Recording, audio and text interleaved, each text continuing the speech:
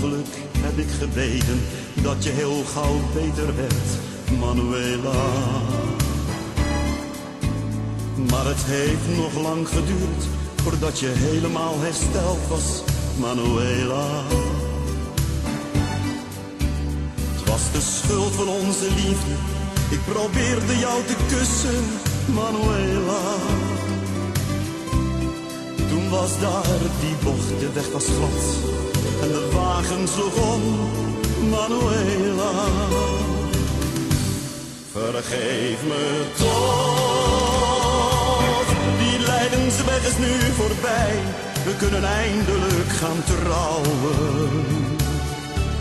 We leven nog, we kijken samen weer vooruit en gaan een nieuwe toekomst bouwen. Alleen met jou wil ik de jaren die nog over zijn alleen maar samen delen. De tijd zal leren voor ons dat alle wonden zullen helen. Tussen zwaailichten en regen lag jij daar toen zwaar gewond, Manuela. De woorden die ik tot je zei, die jij niet meer verstond, Manuela. Het werd een lijdensweg voor jou en de schuld die lag bij mij, Manuela. Ik hoop dat jij mij na die jaren op dat ziekbed hebt vergeven, Manuela. Vergeef me toch, die lijdensweg is nu voorbij. We kunnen eindelijk gaan trouwen. We leven nog, we kijken samen weer vooruit en gaan een nieuwe toekomst bouwen. Alleen met jou wil ik de jaren die nog over zijn alleen maar samen delen.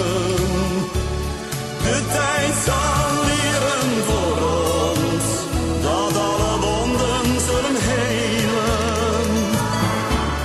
De tijd zal leren voor ons dat alle wonden zullen helen.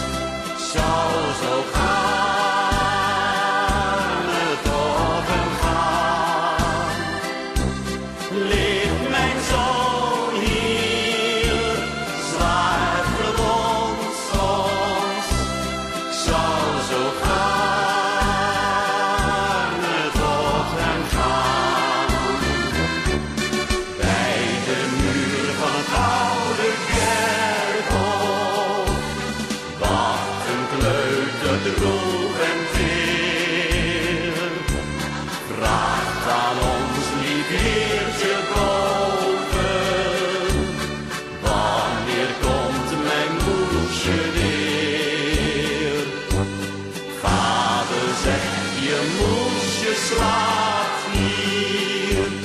U kan alles, is dat waar? Roep mijn moedertje dan wakker, want ik kan heus niet buiten haar. Roep mijn moedertje dan wakker, want ik kan heus niet buiten haar. Bloeiende twijgen breng ik voor u mee en leg ze neer op uw graf in de zee. Bloeiende twijgen van uw kleine man, vadertje meen ze komen van Jan. Ze rijden eenzaam door de nacht, uur na uur. De stoere knuisen, hard als staal, aan het stuur. Ze doen hun plicht voor vrouw en kind, ver van huis. Een kleine fout en de chauffeur komt nooit meer thuis. Een kleine fout en de chauffeur komt nooit meer thuis.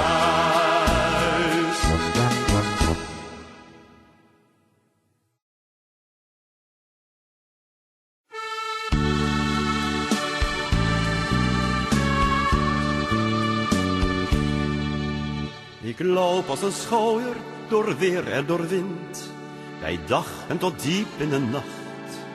Er is haast geen mens me wat vriendelijk gezind. Ik word door een ieder veracht. De dames en heren die gaan me voorbij.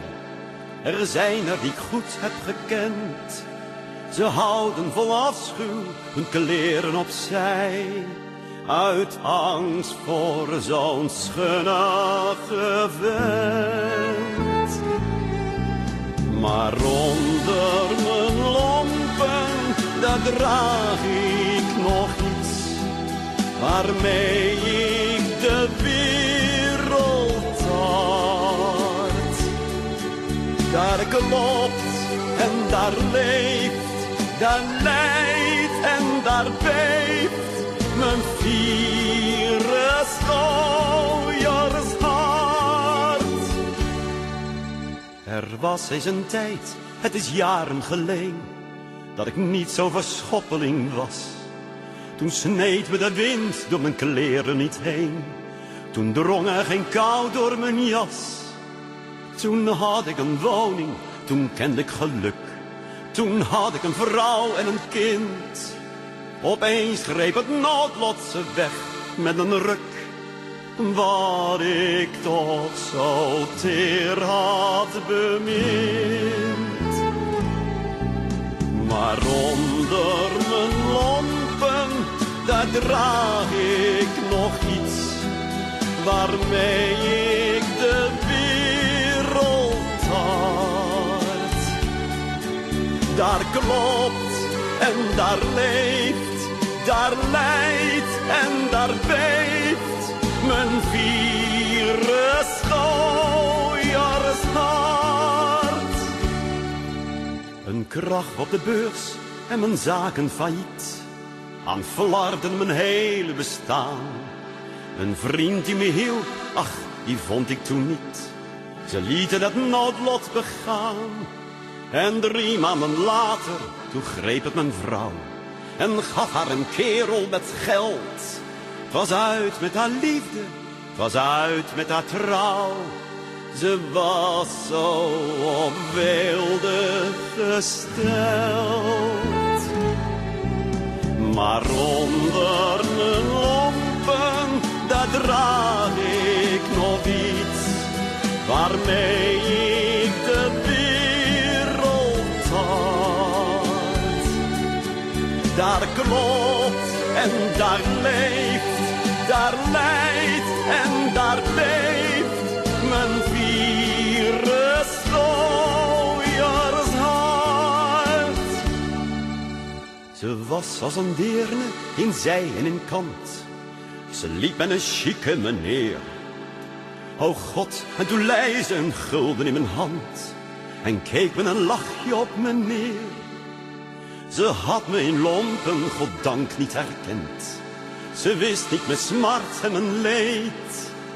Ze zag niet de traan van de schovele vent die het geldstuk het water insmeet. Maar onder mijn lompen, daar draag ik nog iets waarmee ik de wereld had.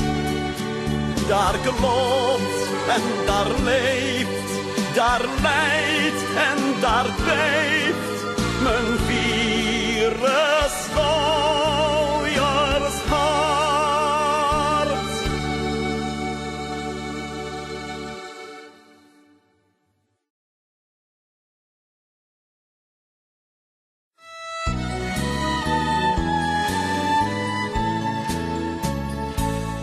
Een meisje van even 8 jaar, met heerlijk onschuldig gelaat, stond iedere dag voor het raam en keek naar de kinderen op straat. Dan volgden haar ogen de bal, bij het spel in beweging gebracht. Zij hunkerde naar zo'n bezit en iedere keer zei ze zacht: moesje, toe geef me een speelbal. Al is ze ook nog maar zo klein, daar kan ik dan heerlijk mee spelen. Ik zal er heus zuinig op zijn.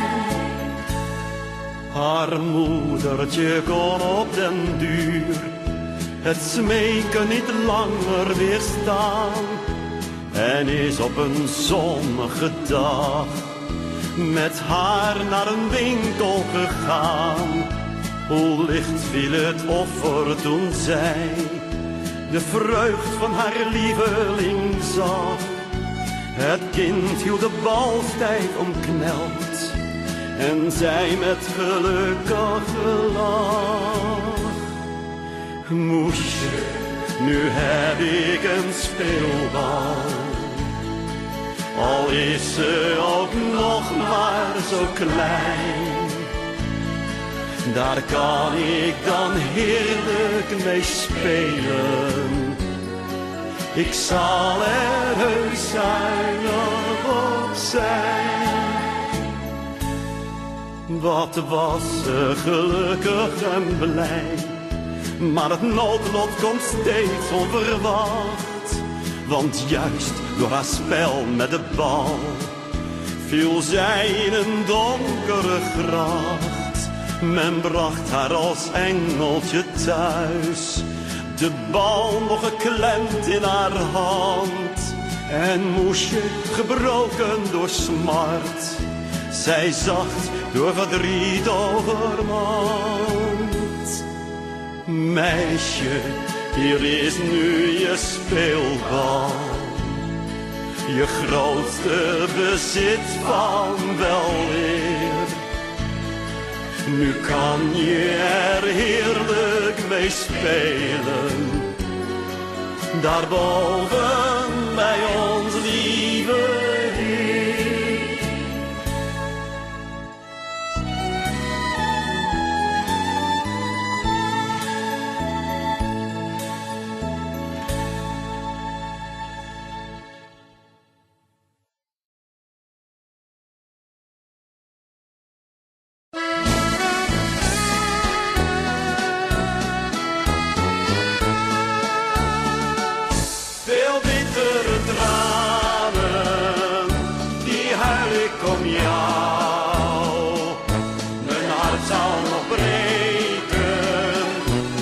spijt en berouw.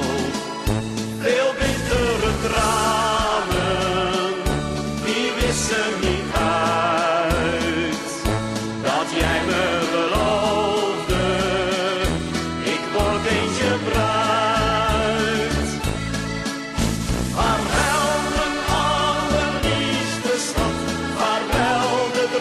die ik gisteren nog had. Het geluk dat maakte plaats voor verdriet.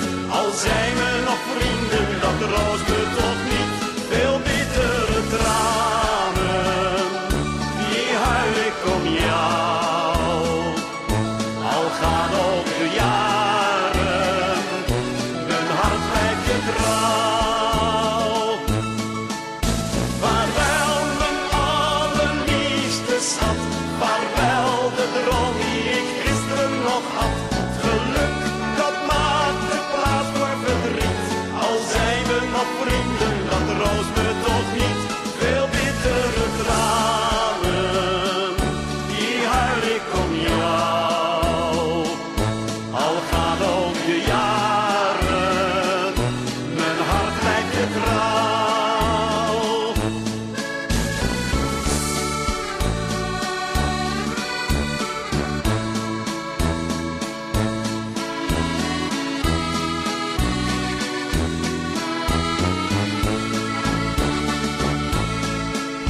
Vaarwel mijn allerliefste schat, vaarwel de droom die ik gisteren nog had. Het geluk dat maakte plaats voor verdriet.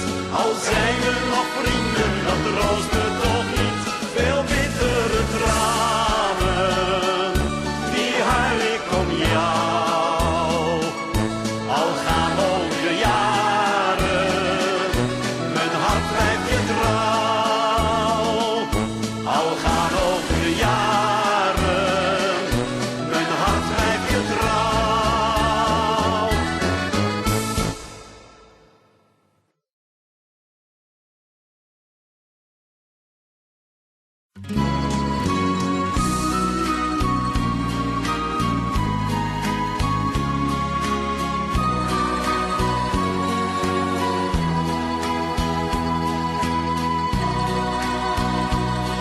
De liefde tussen haar en mij leek over. Het was voor beiden beter dat ik weg zou gaan. Ik keek nog even om, halverwege het station. Zag mijn dochtertje, ze vloog achter me aan. Ze snikte, papi loop toch niet zo snel. Papi, loop toch niet zo snel. Loop wat zachter toe, want ik ben al zo moe. Papi, loop toch niet zo snel.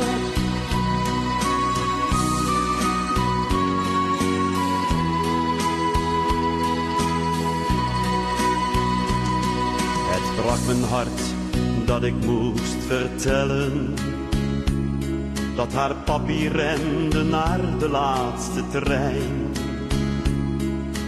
Maar ze kon niet weten dat ik ook voorgoed zou gaan. Een eindje verder rende zij weer achter mij. Ze snikte, papi loop toch niet zo snel. Papi loop toch niet zo snel. Loop wat zachter toe, want ik ben al zo moe. Papi, loop toch niet zo snel.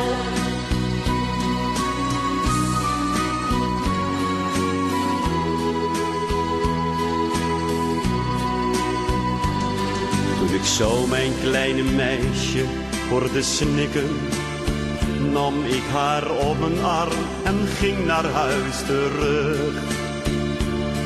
Ik wil opnieuw beginnen met de moeder van mijn kind. Wat gebeurd is, dat vergeet ik liever vlug. Hoe ze snikte, papi loop toch niet zo snel. Papi loop toch niet zo snel. Loop wat zachter toe, want ik ben al zo moe. Papi loop toch niet zo snel.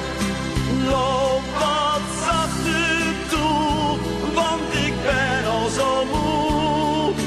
Papi loop toch niet zo snel.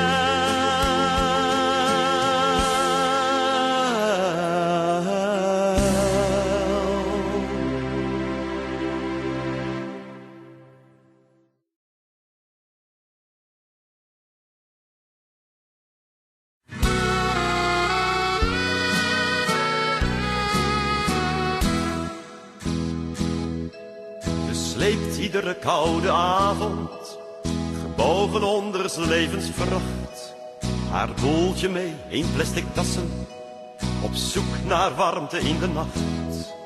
In een portiek of in een steegje, of ergens onder een donkere brug, ligt zij in een kartonnen doosje en kijkt op haar verleden terug.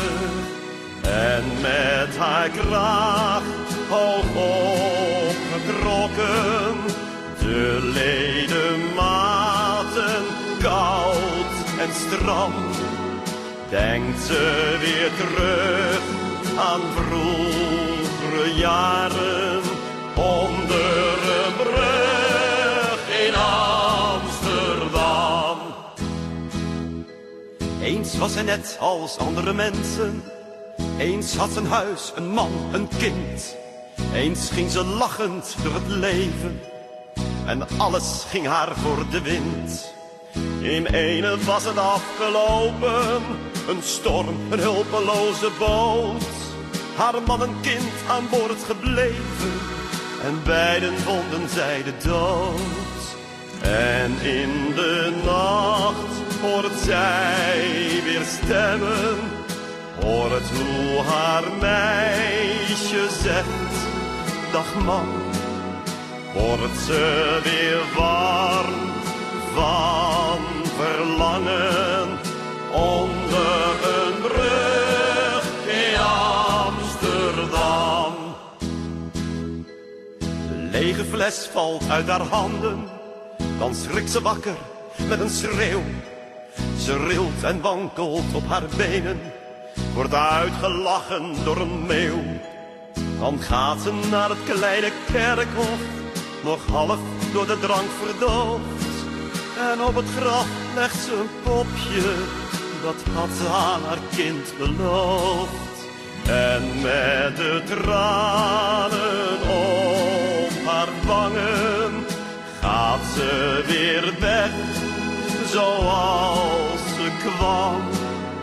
Gebroken vrouw, gehuld in lompen, onder een brug in Amsterdam. En zie de mensen, hoe ze fluisteren, gaan met een boogje om haar heen. Door de kinderen soms uitgescholden, dan voelt ze zich het meest alleen. Ach, was ze maar gelijk gestorven, dan was ze bij haar kind en man. Nu nam het leven haar te grazen, zoals alleen het leven kan. En op een kille winteravond doofde de wind haar levensvlam. Dat toch een mens zijn eind moet vinden onder een brug in Amsterdam.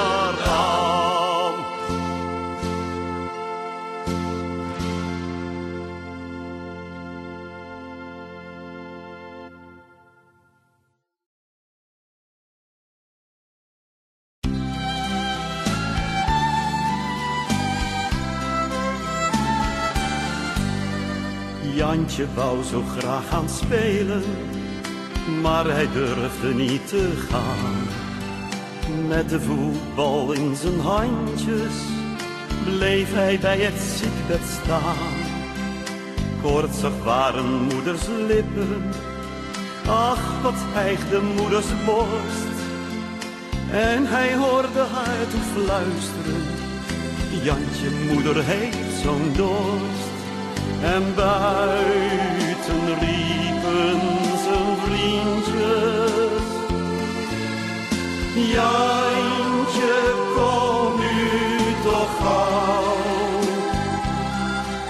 Dan gaan we fijn samen spelen met die voetbal van jou.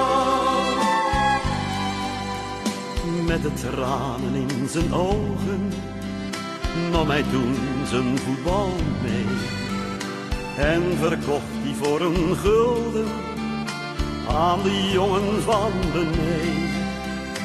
Nu kon hij wat lekkers kopen voor zijn allerliefste schat.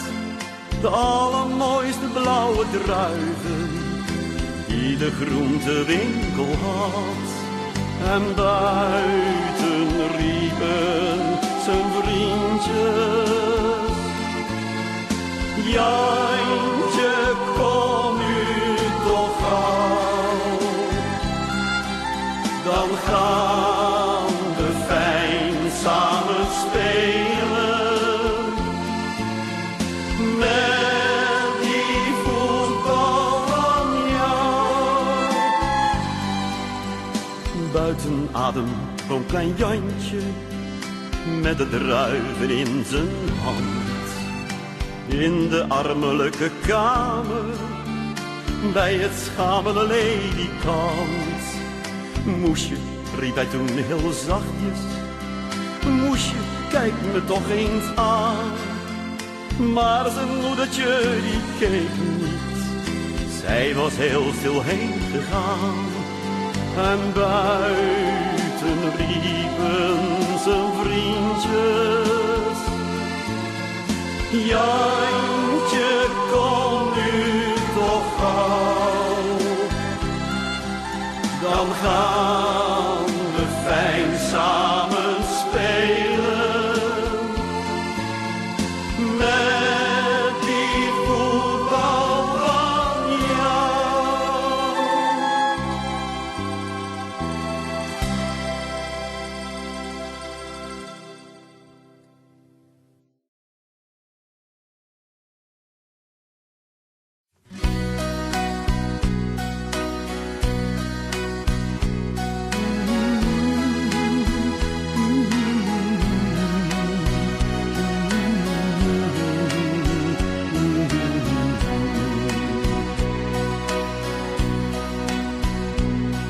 Als je oud bent, moet je in een heel groot huis. Want je kinderen, die willen je niet thuis. Je bent arm, daarom zit je in klasse C. Aan de voorkant is klas A, daar tel je mee.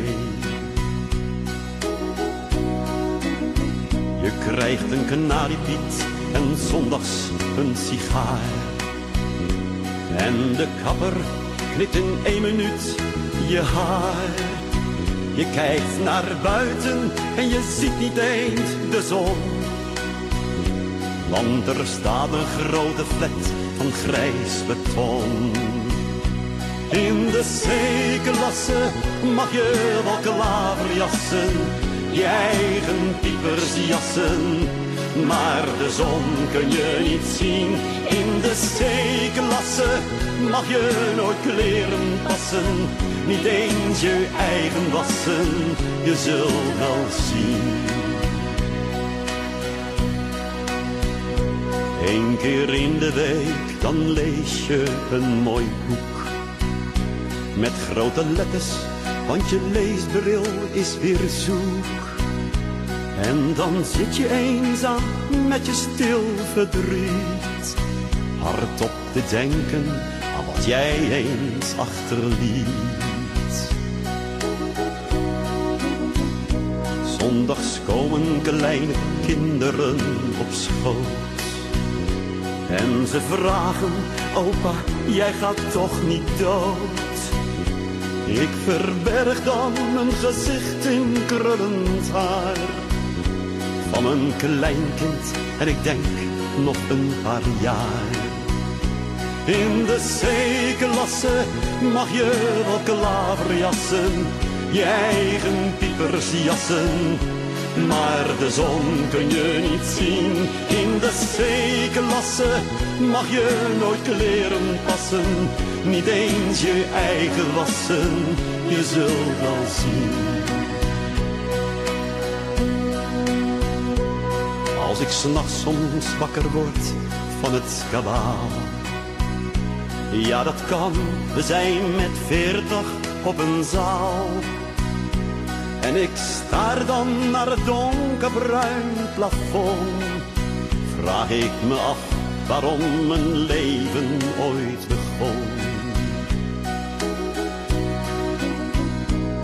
Aan mijn handen zit het heel nog van mijn jeugd. Van het harde werken, dat was toch een deugd. Arbeid adelt, zei mijn vader, die was wijs. Waarom zit ik hier dan, eenzaam, oud en grijs? In de C-klasse mag je wel klaverjassen, je eigen piepers jassen, maar de zon kun je niet zien. In de C-klasse mag je nooit kleren passen, niet eens je eigen wassen, je zult wel zien. In de C-klasse mag je wel klaverjassen, je eigen piepers jassen, maar de zon kun je niet zien. In de C-klasse mag je nooit kleren passen, niet eens je eigen wassen, je zult wel zien. In de C-klasse mag je wel klaverjassen, je eigen piepers jassen.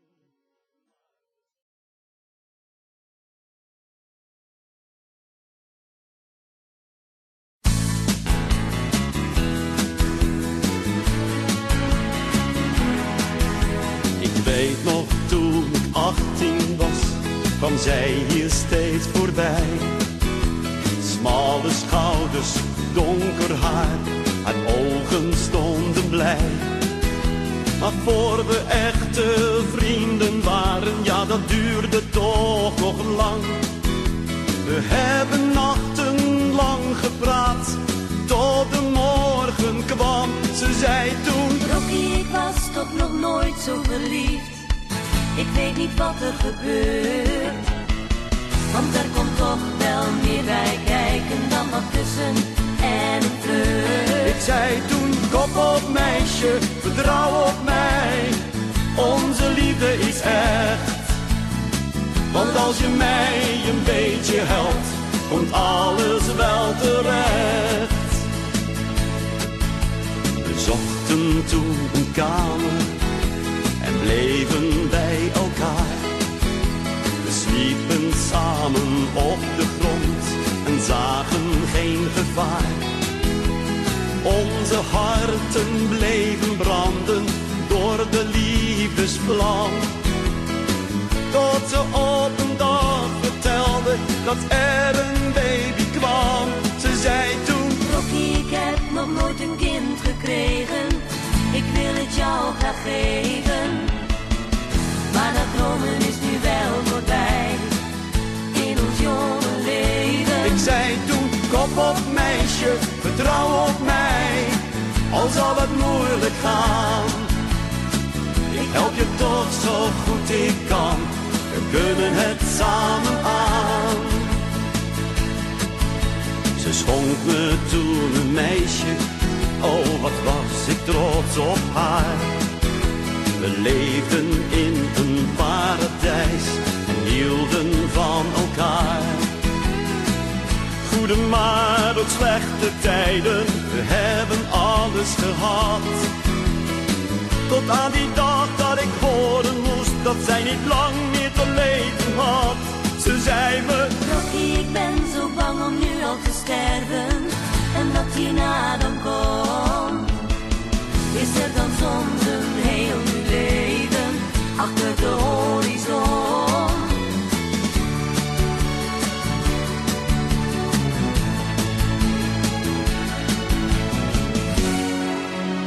Alleen een kleine meisje heb ik nu nog maar. Soms voel ik tranen branden, want ze lijkt precies op haar. Maar als ik soms vertwijfeld ben en niet meer door wil gaan, pak ze steeds mijn hand en kijkt me met grote ogen aan. Ze zegt dan: Papi, ik was toch nog nooit zo alleen en weet nog niet van het leven. Ik ben toch nog zo klein en kan alleen maar liefde geven. Ik zeg dan: kop op meisje,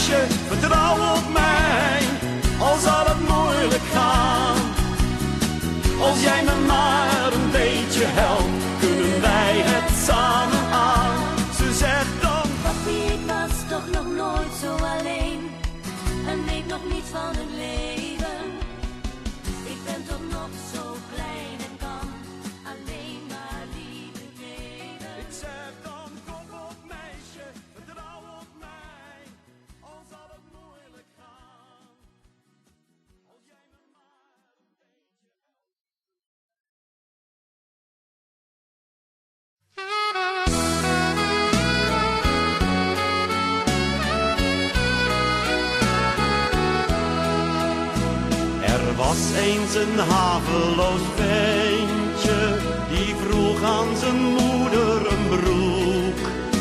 Maar moeder verdiende geen centje en vader was wekenlang zoek. Ach moedertje, geef me geen standje, er zit in mijn broekie een scheur. De jongens op school roepen Jantje, jouw billen die zien we de deur.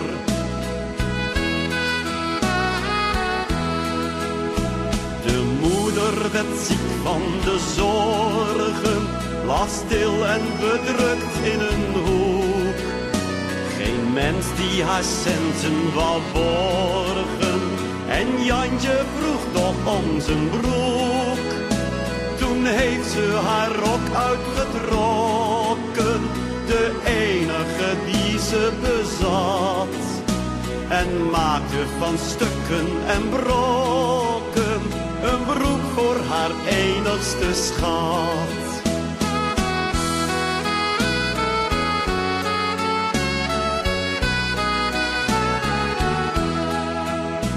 Nu konden ze Jantje niet plagen, nu waren zijn billen niet bloot. Maar voor hij zijn broekie kon dragen, ging moeder van narigheid dood. Ze stierf van het sjouwen en slaven, vervloekt en verwend door haar man. Toen Jantje haar mee ging begraven, toen had hij zijn broekie pas aan.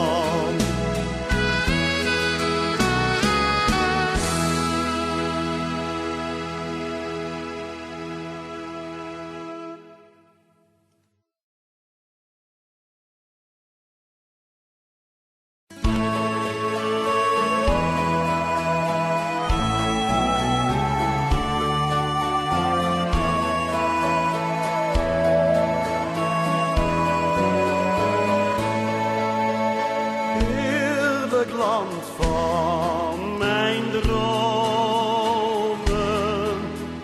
ergens hier ver vandaan, waar ik zo graag wil komen, daar waar geen leed kan bestaan.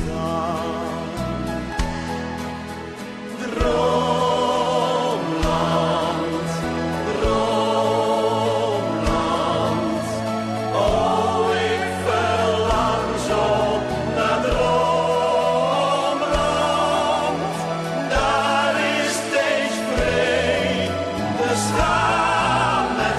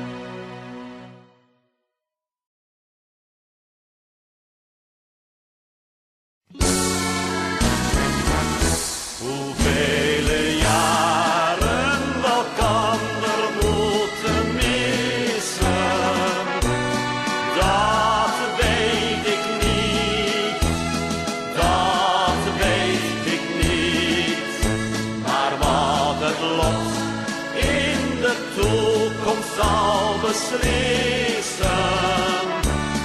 Vergeet me niet, mij niet.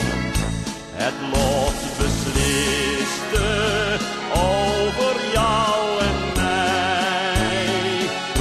De harde noodzaak in de maatschappij. De vrede woorden, strijd om het bestaan, verplichten mij om heel lang van jou weg te gaan. Hoeveel jaren we elkander moeten missen, dat weet ik niet, dat weet ik niet. Maar wat het lot in de toekomst zal beslissen, vergeet me niet, mij niet. Vaarwel mijn liefste, blijf mij altijd trouw. Al mijn gedachten blijven steeds bij jou. Als ik terugkom, voel ik je blij van zin. Dra als mijn bruid het paradijs der liefde in. Hoeveel jaren we elkander moeten missen, dat weet ik niet, dat weet ik niet. Maar wat het lot in de toekomst zal beslissen, vergeet me niet, mij niet.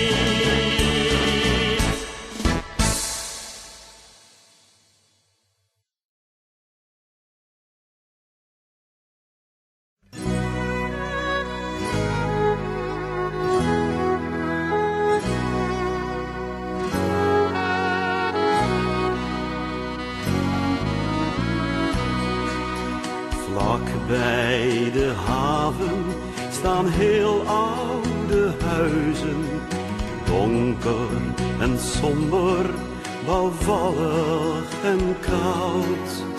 Daar woont een meisje, ze noemen haar Betsy. Zij is het meisje dat veel van me houdt. Kaal en versleten zijn Betsy haar kleren. Ondanks die kleren hoort Betsy bij mij. Thuis wil geen mens van mijn meisje iets weten. Toch gaat mijn liefde voor haar nooit voorbij. Betsy, ik hoor toch bij jou. Nooit wil ik een ander als vrouw. Ook al woon je in een krot met de huisdeur kapot. Je weet toch hoeveel van je hou.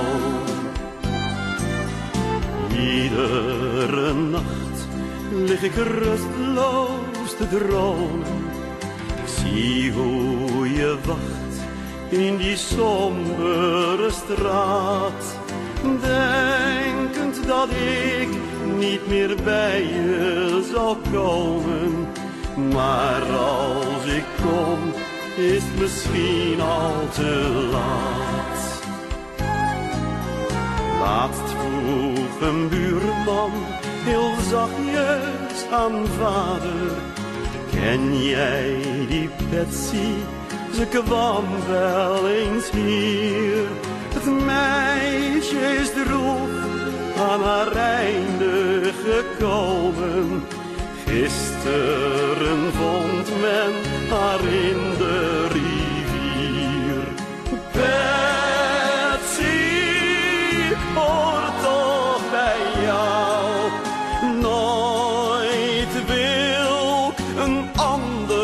als vrouw. Mijn geluk is voorbij, jij bent niet meer bij mij. Betsy, straks kom ik bij jou.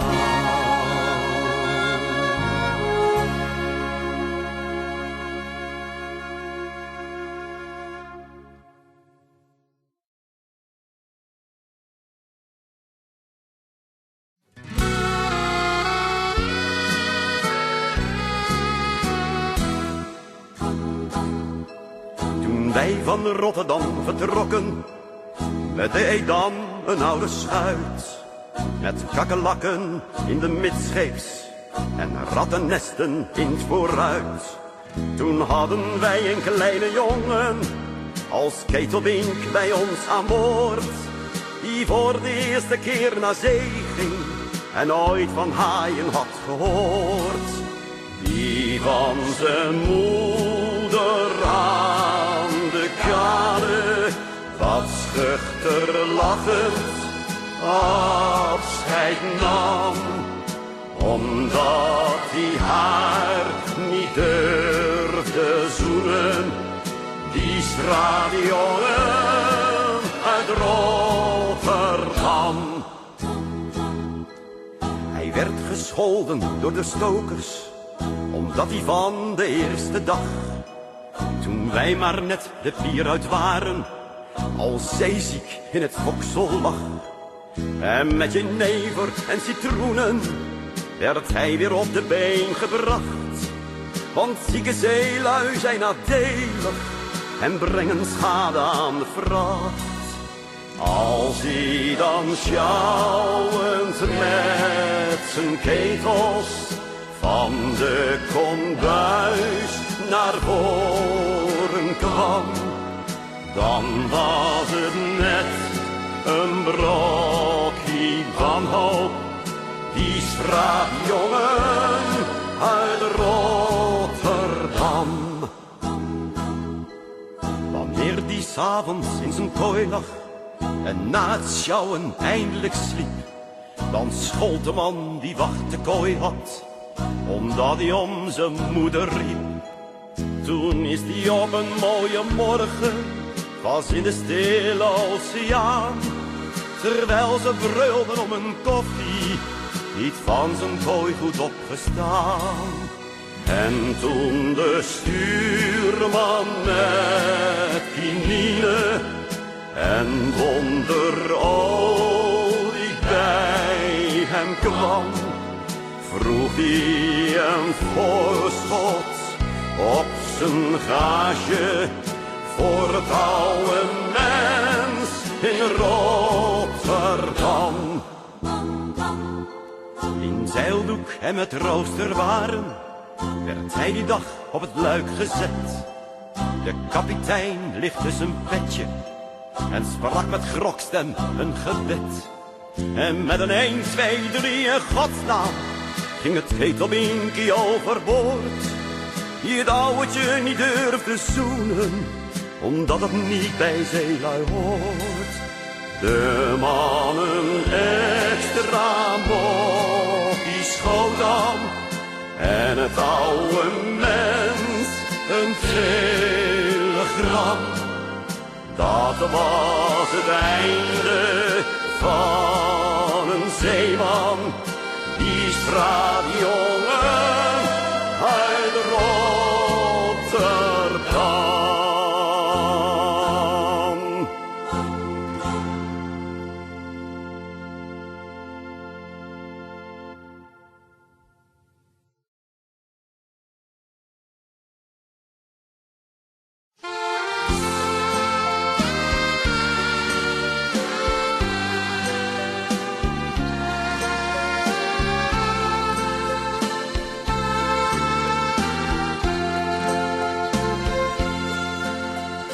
Jantje was een kleine kleuter, enig kind teder verwend.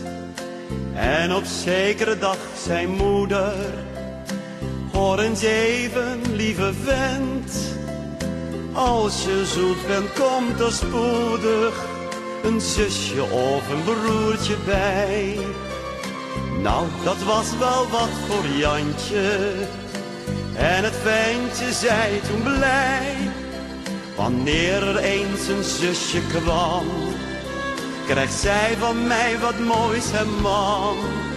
Dan gaat mijn spaarpot open en krijgt die schattenwoud een boeketje witte rozen, waar mam ook zo van houdt.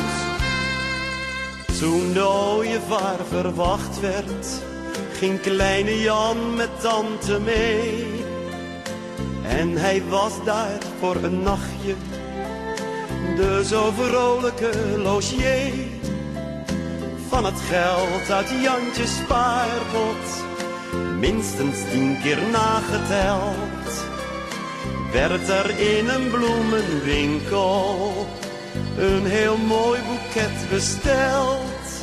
En 's avonds laat nog in zijn slaap zei in zijn droom die kleine knaap, straks gaat mijn spaarpot open en krijgt die schattenwoud een boeketje witte rozen, waar mam ook zo van houdt. De andere morgen bij zijn thuiskomst zei kleine Jan, wat vreemd vandaag. Kijk eens tante, de gordijnen zijn nog helemaal omlaag. Ze nikkend sprak toen Jantjes vader, schat, je hebt geen mammy meer. Ze ging vannacht met jouw klein zusje weg naar onze lieve Heer. En zachtjes legde Jan het boeket bij mam en zusje op het bed. En snikkend zei toen Jantje, bracht witte rozen mee. Lieve man, hier lief klein zusje, neem ze naar de hemel mee.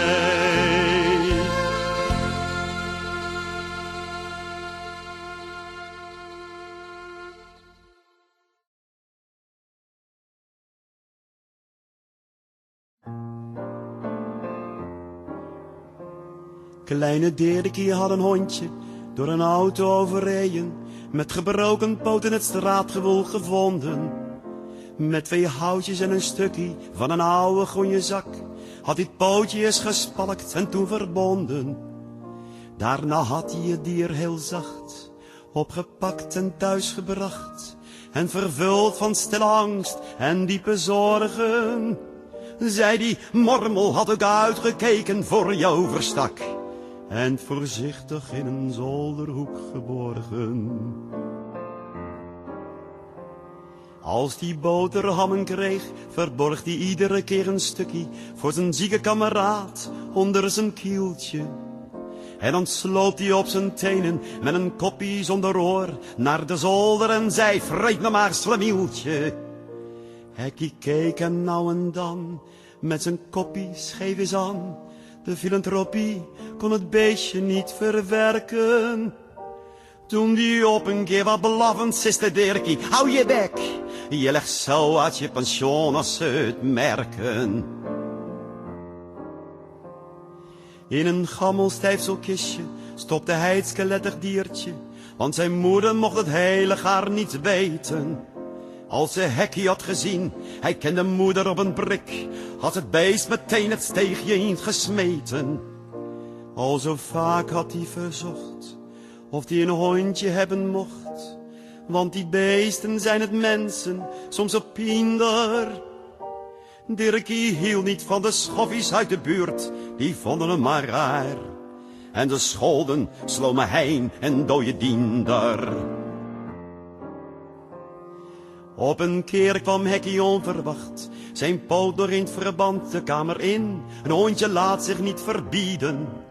Moeder zei, nou is de boot aan, kijk mijn zoon schuimwinkel aan. Het lijkt waarachtig wel de Joodse invalide. Van wie hoort dat stuk gespuis, straks heb ik artis in mijn huis. Dirkie stamelde, hij kon het nauwelijks zeggen. Toen die onder een auto lei, dacht ik neem hem even mee. Anders hadden ze hem zomaar laten leggen.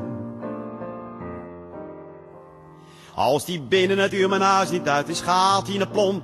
Verklaarde ma, dat is wat voor mij die nare krengen. Toen zijn pa gedecideerd, wanneer zijn poot genezen is, zal ik hem persoonlijk naar het asiel toe brengen. Dirk zei liefdevol, nou teef, de eerste maand ben je weer safe. Intuïtief was hij van de patiënt gaan houden. Moeder schamperde, zeg obe, geef je hekkie een stukje kreeft. Man, je moet een villa voor hem laten bouwen. Kleine Mientje, het jongste zussie, noemde hekkie smalend viezerik. Dan hulde Dirkie zich een hooghartig zwijgen. Maar soms werd het hem te machtig en dan riep hij, tred de kop, wat is vies, kijk jij maar liever naar je eigen. Eens beet hek in Miesjes pop, het meisje gaf het beest een schop. Dirk vloog op en loeide, valse salamander. Raak dat beest nou nog eens aan, dan zal ik je even kreupel slaan. Als hij slaag krijgt is van mij en van geen ander. Hekkie leefde ongestoord, te midden van conflicten voort. Schoon onbewust dat ze de oorzaak was van rampen. De een vervolgde haar met haat, de andere werd haar kameraad. Het huisgezin had zich gescheiden in 2 kampen. Het pootje was weer gecureerd. Dirkie had de hond geleerd mooi te zitten en dan was die reuze brani. Vader zei soms klein serpent, zo'n beest is toch intelligent. Ja, zijn moeder, ga ermee naar Sarasani. Na 6 maanden stille oorlog had het noodlot zich voltrokken. Hekkie had iets raars gedaan in moeders kamer. Bertus, het oudste broertje, zag het en riep, kijk eens wat een zwijn, op de trappenstoelen moe. Hij greep een hamer, wierp die hekkie naar zijn kop. Het beestje vloog schuimbekkend op, viel toen neer. Op dat moment kwam Dirkie binnen, bleef als vastgenageld staan, keek lijkwit zijn broertje aan. Niemand wist toen wat met Dirkie te beginnen. Zacht, al was het een kostbaar kleinood, heeft toen Dirkie het verstarde beest naar zijn hoekje op de zolder meegenomen. 'S'avonds in het donker groef die in het hondenpark een kuil, in een eenzaam landje onder iepenbomen. Met een snuitje bleek als was, lei hekkie onder het gras. En zij trillend bij de oogjes toegeknepen. Hekkie, het was niet mijn schuld, mensen hebben geen geduld. Arme dier, ze hebben jou thuis nooit begrepen.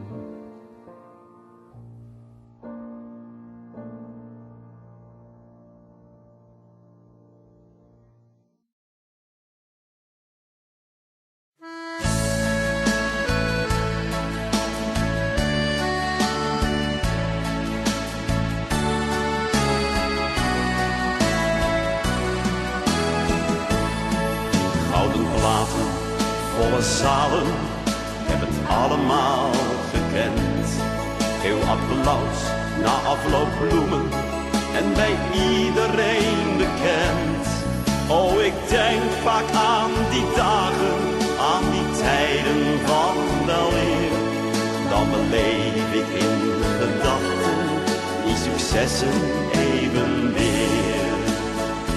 Maar een man mag niet huilen, ook al heeft hij verdriet. Nee, een man mag niet huilen, als een ander het ziet. Hij moet alles vergeten en zich nooit laten gaan. Nee, een man mag niet huilen, zelfs geen enkele traan.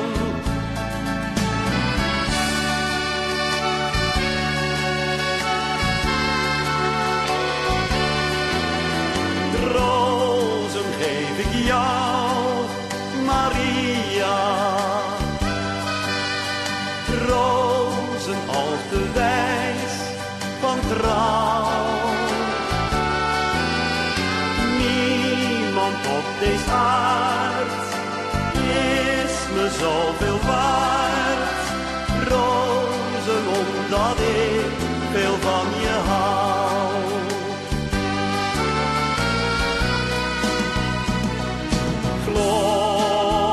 Gloria,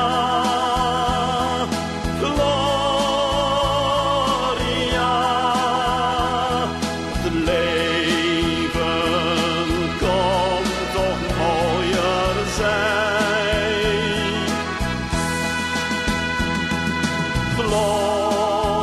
Gloria, Gloria, je bent zo mooi en klein. Zong op biljart en in theater, het ging weer jaren voor de wind.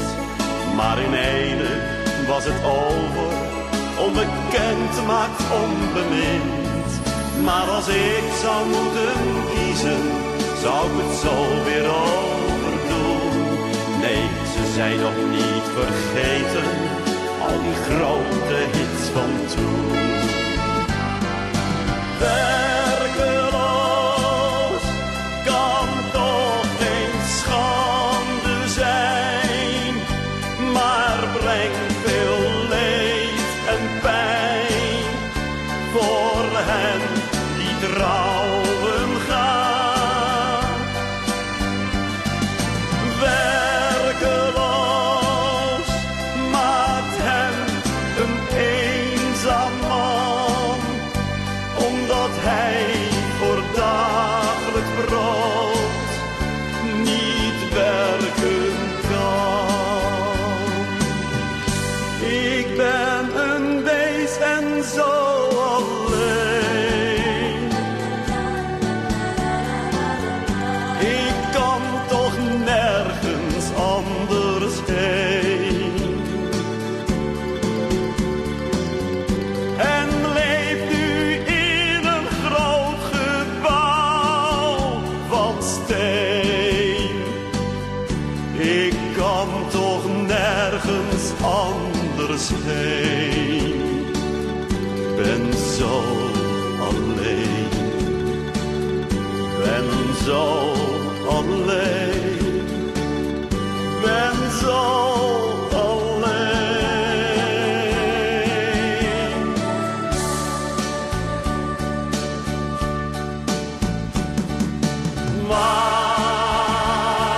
Manuela, Manuela,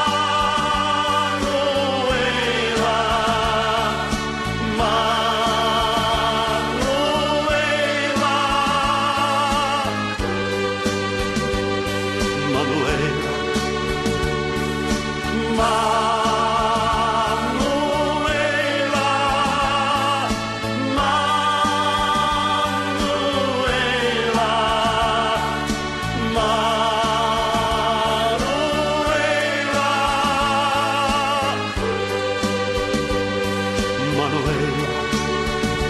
Soms ben ik als gouden ouwe even op de radio.